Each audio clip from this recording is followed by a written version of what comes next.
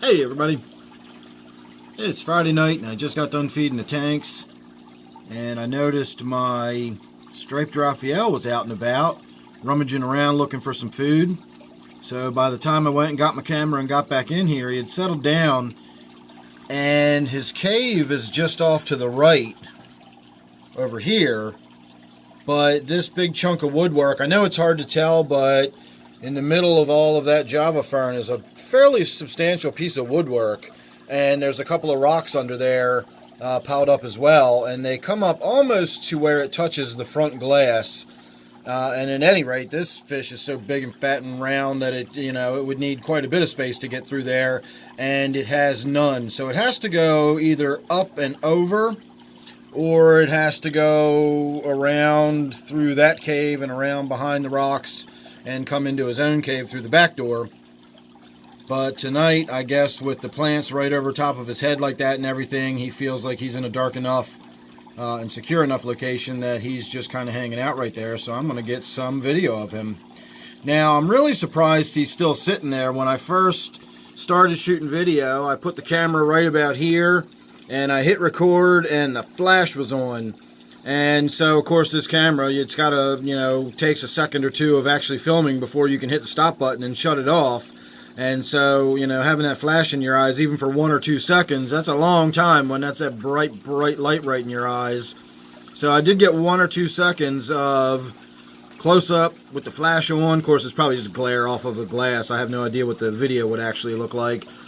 But regardless, it did not startle him. I thought that was going to be that. By the time I got the flash turned off and started recording again, I figured it would be gone. But he's not. He's still just chilling out, lying there. This gives us a good view. We're almost looking straight down on his back. And you can really see the spikes. You can also see how fast he can go when he wants to. You can really see the spikes along either side of his body. Really, really not something you'd want to munch on if you were a slightly larger fish. I would imagine he would get stuck in your throat quite easily. And then, of course, his pectoral fins and his dorsal fins are spiked with little poisonous tips. So it's definitely not something you would want to eat if you were a larger fish.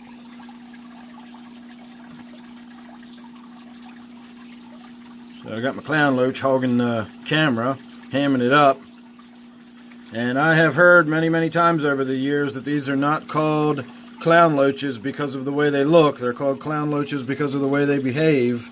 And if you ever owned any, you would probably believe it. I really need to get this one out of here and get it over into my 125 with the other two, so it's not in here by itself. It's really getting kind of big for being in a 55 anyway.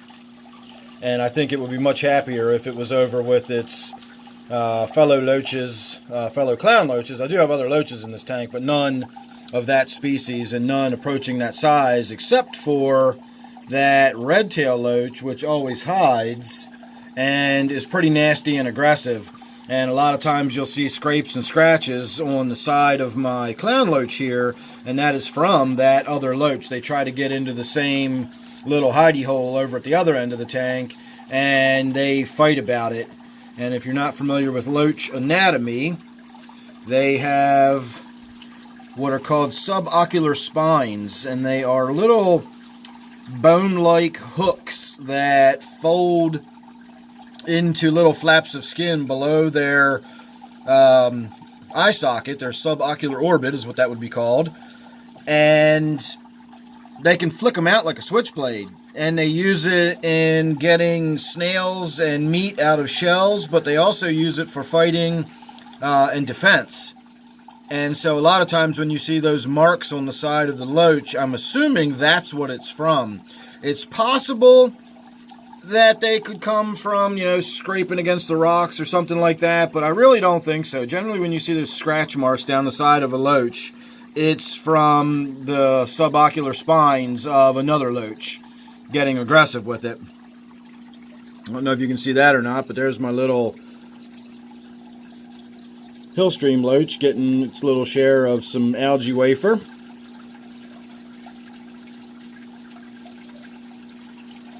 So I'm really, really happy with this tank now that I've got it all cleaned up, and I'm hoping we can get it even cleaner, and maybe we can even get some new fish in here. Maybe again move that loach out, and once we get a little more room created in the tank, maybe we can do something else. Eventually this Raphael is going to have to come out of here.